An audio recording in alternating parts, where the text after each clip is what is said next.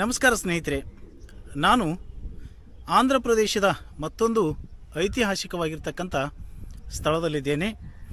ಅದು ಆಂಧ್ರ ಪ್ರದೇಶದ ನೂತನ ರಾಜಧಾನಿ ಅಮರಾವತಿಯಲ್ಲಿರುವ ಬೌದ್ಧ ಸ್ತೂಪ.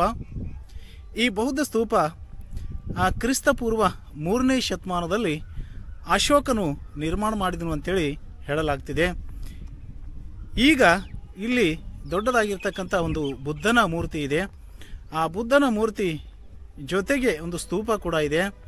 ಅದನ್ನು ಹೊರತುಪಡಿಸಿದರೆ ಸಂಪೂರ್ಣ ಇಲ್ಲಿ ಹಾಳು ಕೊಂಪೆ ಆಗಿದೆ ನೋಡ್ರಿ.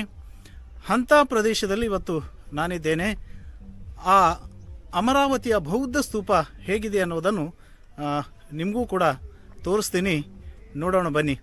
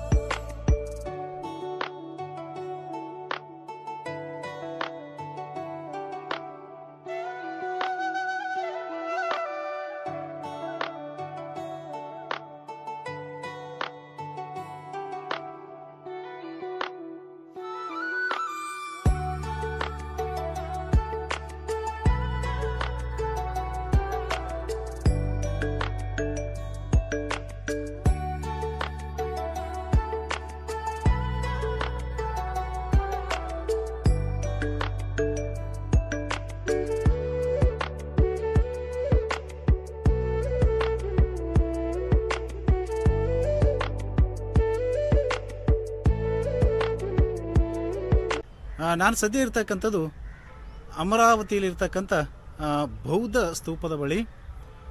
ಇಲ್ಲಿರ್ತಕ್ಕಂಥ ದೊಡ್ಡದಾಗಿರ್ತಕ್ಕಂಥ ಬೌದ್ಧ ಸ್ತೂಪ, ಆ ಬೌದ್ಧ ಸ್ತೂಪ ಸಂಪೂರ್ಣ ಭೂಮಿಯಲ್ಲಿ ಮುಳುಗೋಗಿದೆ.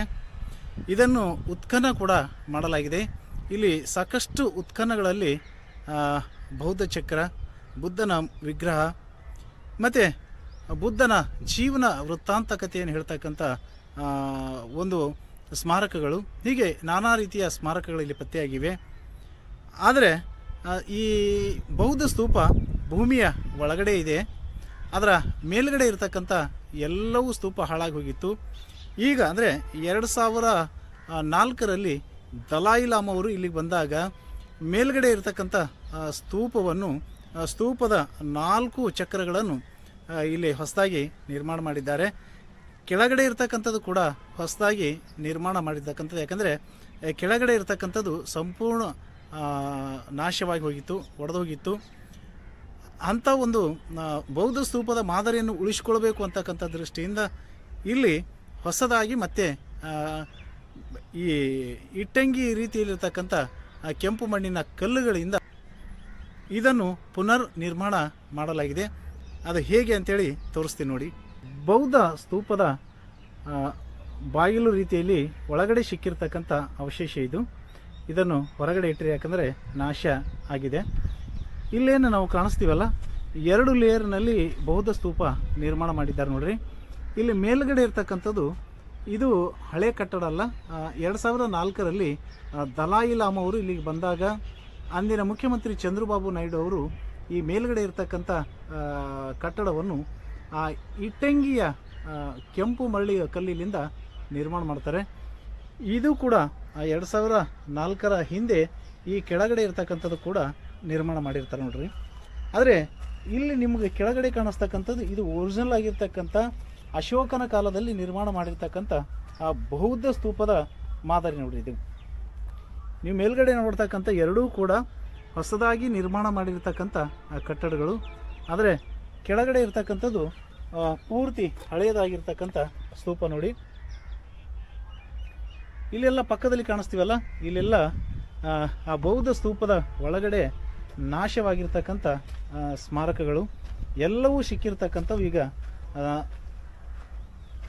ಈ ಅಮರಾವತಿಯಲ್ಲಿ ಬೌದ್ಧ ಸ್ತೂಪ, ಬುದ್ಧನ ಮೂರ್ತಿ ಸೇರಿದಂತೆ ಸಾಕಷ್ಟು ಐತಿಹಾಸಿಕ ತಾಣಗಳಿವೆ. ಅಶೋಕನ ಕಾಲದಲ್ಲಿ ನಿರ್ಮಾಣ ಮಾಡಿರ್ತಕ್ಕಂಥ ಬೌದ್ಧ ಸ್ತೂಪವಂತೂ ಆಕರ್ಷಕವಾಗಿರ್ತಕ್ಕಂಥ ಸ್ತೂಪ ಇದೆ. ಆದರೆ ಈಗ ಸಂಪೂರ್ಣ ಎಲ್ಲವೂ ಕೂಡ ಅವನತಿಯತ್ತ ಸಾಗಿವೆ, ಅಳಿವಿನಂಚಿನಲ್ಲಿವೆ ಅಂತ ಹೇಳ್ಬೋದು. ಯಾಕಂದರೆ ಇಲ್ಲಿ ಆ ಬೌದ್ಧ ಸ್ತೂಪದ ಉತ್ಖನನ ಮಾಡಿದ ನಂತರ ಸಿಕ್ಕಿರ್ತಕ್ಕಂಥ ವಸ್ತುಗಳನ್ನು ಬೌದ್ಧ ಸ್ತೂಪದ ಸುತ್ತಲೂ ಕೂಡ ಸಂರಕ್ಷಣೆ ಮಾಡಿ ಇಟ್ಟಿದ್ದಾರೆ. ಆದರೆ ಆ ಸ್ತೂಪದ ಮಾದರಿಯಲ್ಲಿ 2 ಲೇಯರ್ಗಳನ್ನು ಈ ಕೆಂಪು ಮರಳು ಕಲ್ಲಿನಿಂದ 2004ರಲ್ಲಿ ಮತ್ತು 2004ರ ಹಿಂದೆ ನಿರ್ಮಾಣ ಮಾಡಿದ್ದಾರೆ. ಯಾಕಂದರೆ ಬೌದ್ಧ ಸ್ತೂಪ ಹೀಗಿತ್ತು ಅಂತೇಳಿ ತೋರಿಸುವ ಸಲುವಾಗಿ ಆ 2 ಲೇಯರ್ಗಳನ್ನು ಇಲ್ಲಿ ನಿರ್ಮಾಣ ಮಾಡಿದ್ದಾರೆ.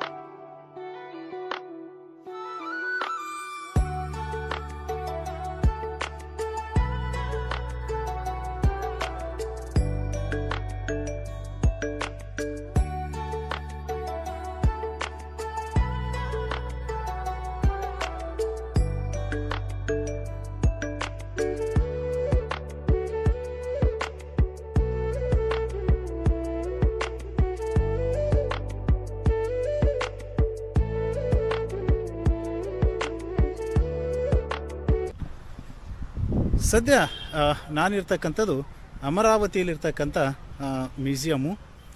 ಈ ಮ್ಯೂಸಿಯಂ ಒಳಗಡೆ ಈ ಪುರಾತತ್ವ ಇಲಾಖೆಯವರು ಇಲ್ಲಿ ಸಿಕ್ಕಿರ್ತಕ್ಕಂಥ ಬೌದ್ಧ ಅವಶೇಷಗಳನ್ನು ಸಂಗ್ರಹ ಮಾಡಿ ವಸ್ತು ಸಂಗ್ರಹಾಲಯ ಮಾಡಿದ್ದಾರೆ. ಒಳಗಡೆ ಬುದ್ಧನ ಮೂರ್ತಿ ಇದೆ, ಮತ್ತು ಧಮ್ಮಚಕ್ರ, ಹೀಗೆ ನಾನಾ ರೀತಿಯ ಬೌದ್ಧ ಅವಶೇಷಗಳನ್ನು ಸಿಕ್ಕಿವೆ. ಆ ಬೌದ್ಧ ಅವಶೇಷಗಳನ್ನೆಲ್ಲವೂ ಕೂಡ ಇಲ್ಲಿ ಪುರಾತತ್ವ ಇಲಾಖೆ ಸಂಗ್ರಹ ಮಾಡಿಟ್ಟಿರ್ತಕ್ಕಂಥದ್ದು.